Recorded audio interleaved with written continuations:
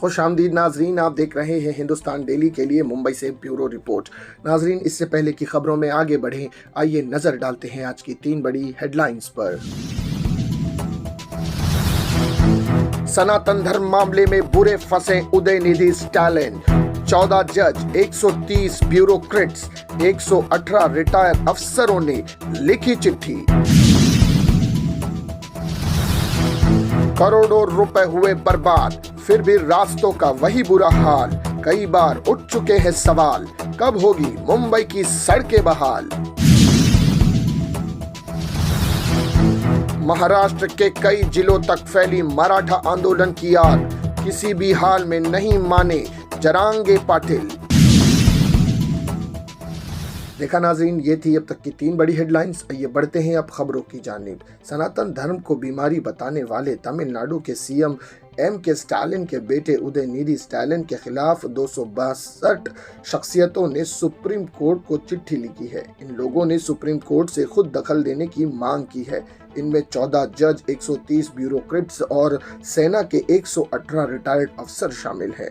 इन्होंने तमिलनाडु सरकार के खिलाफ स्टालिन पर कई एक्शन न लेने के लिए कार्रवाई करने की मांग की है। वहीं इनमें तेलंगाना हाई कोर्ट के पूर्व चीफ जस्टिस के श्रीधर राव, पूर्व डिफेंस सेक्रेटरी और राज्यसभा के पूर्व महासचिव IAS जोगेंद्र नारायण, भारत सरकार के पूर्व सेक्रेटरी IAS समीरेंद्र चटर्जी और IAS धीरेन्द्र कुमार, पूर्व raw chief IPS Sanjeev Tripathi भी शामिल है। उल्लेखनीय है कि उदयनिधि ने सनातन धर्म की तुलना डेंगू, मलेरिया और कोरोना से की थी। लेटर लिखने की पहल दिल्ली हाईकोर्ट के पूर्व जज SN डिंगरा और शिपिंग सेक्रेटरी गोपाल कृष्णा ने की थी। इन्होंने हेट स्पीच रोकने और शांति व्यवस्था संभालने के लिए विचार करने की मांग की है। वहीं लेटर में लिखा गया है कि उदयनिधि ने भारत के एक बड़े हिस्से के खिलाफ नफरत फैलाने वाला भाषण दिया है। भारत एक धर्मनिरपेक्ष देश है, इसीलिए ये बयान सीधे तौर पर संविधान के खिलाफ है। तमिलनाडु सरकार ने स्टालिन के खिलाफ कोई एक्शन नहीं लिया, बल्कि बचाने की कोशिश की। यह कानून का उल्लंघन है। तो ये थी नाजरीन अब तक की पहली बड़ी खबर। आइए बढ़ते हैं अब दूसरी खबर की जानिब। BMC का दावा है कि मुंबई की सड़कों के गड्ढे भरने के लिए अत्याधुनिक तकनीक का इस्तेमाल किया जा रहा है और अधिकांश गड्ढों को भर दिया गया है। हालांकि करोड़ों रुपए खर्च करने के बाद भी मुंबई की सड़कों पर गड्ढे बरकरार हैं। इधर सड़कों और उड़न पुल से अर्जित होने वाले राजस्व को लेकर BMC और MMRDA और MSRDC में ठन गई है। मुंबई की सड़कों को अगले 2 वर्ष के लिए गड्ढा मुक्त करने के लिए BMC ने 6000 करोड़ रुपए का काम करने का योजना बनाई है। मुख्यमंत्री एकनाथ शिंदे ने BMC प्रशासन को सड़कों का सिमेंटीकरण, कंक्रीटीकरण करने का निर्देश दिया है। इस काम के लिए नवंबर 2022 से में 6078 करोड़ रुपए के काम का टेंडर मंगाया गया था। इस काम में ठेके के लिए 5 निजी कंपनियों का चयन किया गया और उन्हें जनवरी 2023 में 46 सड़कों के काम का वर्क ऑर्डर दिया गया था। फरवरी आखिर में मुख्यमंत्री एकनाथ शिंदे ने 111 सड़कों के काम की शुरुआत की थी, लेकिन प्रत्यक्ष रूप से इनमें से कई सड़कों के काम की शुरुआत ही नहीं हुई है। शिवसेना ठाकरे गुट के विधायक आदित्य ठाकरे सड़कों की स्थिति को लेकर कई बार सवाल उठा चुके हैं। राज्य सरकार को पत्र लिखकर उन्होंने गड्ढे भरने के काम में अनियमितता बरते जाने के आरोप लगा चुके हैं। उन्होंने काम की गुणवत्ता पर सवाल खड़े किए हैं। विशेषकर मुंबई उपनगर में कई सड़कें खस्ताहाल हैं। सड़कों पर हुए गड्ढों से लोग हालांकि परेशान हो रहे हैं। दुर्घटनाओं का भी जोखिम बना हुआ है। घाटों पर विद्याविहार, शिवड़ी, वडाला जैसे कई इलाकों में गड्ढे की शिकायत आए दिन मिलती रहती है। तो ये थी नाजरीन अब तक की दूसरी बड़ी खबर। आइए बढ़ते हैं अब आखिरी खबर की जानिब। मराठा आंदोलन की आग पूरे राज्य में तेजी से फैल रही है। 1 सितंबर को जालना में मराठा आरक्षण की मांग कर रहे आंदोलनकारियों पर पुलिस का लाठीचार्ज की घटना के बाद इस मामले ने तूल पकड़ लिया है। इस विरोध में राज्य के कई जिलों में आंदोलन किया गया। मराठा मोर्चा की ओर से मुंबई के आजाद मैदान में आंदोलन शुरू कर दिया गया है।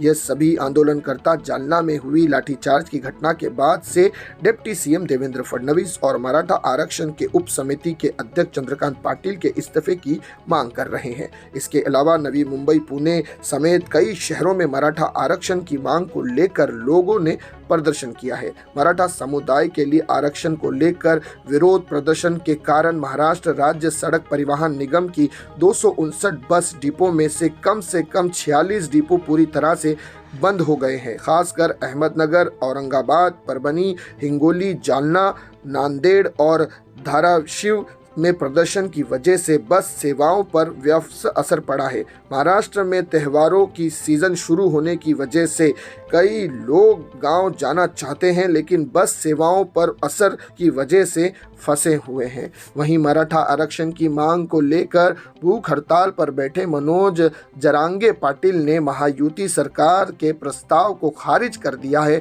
उन्होंने कहा कि जब तक मराठा समाज को आरक्षण देने के लिए अध्यादेश जारी नहीं किया जाता है, वे अपना आंदोलन खत्म नहीं करेंगे। इसके लिए पाटिल ने सरकार को 4 दिन का समय दिया है। वहीं रंका अध्यक्ष शरद पवार ने मराठाओं को आरक्षण देने के लिए एक रास्ता सुझाया है। उन्होंने कहा कि 50% की मौजूदा शर्त में से 15 से 16% और बढ़ा दिया जाए तो मराठा आरक्षण का रास्ता साफ हो सकता है। पवार ने कहा कि अगर केंद्र सरकार इस संबंध में संसद में संशोधन कर दे तो ये मुद्दे आसानी से सुलझ जाएंगे। रंका अध्यक्ष ने ओबीसी काटे से मराठा को आरक्षण देने के सुझाव को खारिज किया है। उन्होंने कहा कि यह ओबीसी के गरीब लोगों के साथ अन्याय होगा। पूर्व केंद्र मंत्री ने यह बताया बात मंगलवार को जलगांव में पत्रकारों से बातचीत में कही। उन्होंने कहा कि अगर कोई आरक्षण के मुद्दे पर मराठाओं और ओबीसी के बीच मतभेद पैदा करने की कोशिश करेगा तो वो किसी भी हाल में इसका समर्थन नहीं करेंगे। तो ये थी नाजरीन अब तक की तीसरी बड़ी खबर जिस पर तफसील से बात की गई। इसी तरह की खबरों के लिए हमारे चैनल हिंदुस्तान डेली को सब्सक्राइब कीजिएगा। मैं सिराज शेख हिंदुस्तान डेली से फिर मिलूंगा किसी अगली खबर के साथ। तब तक के लिए जय हिंद।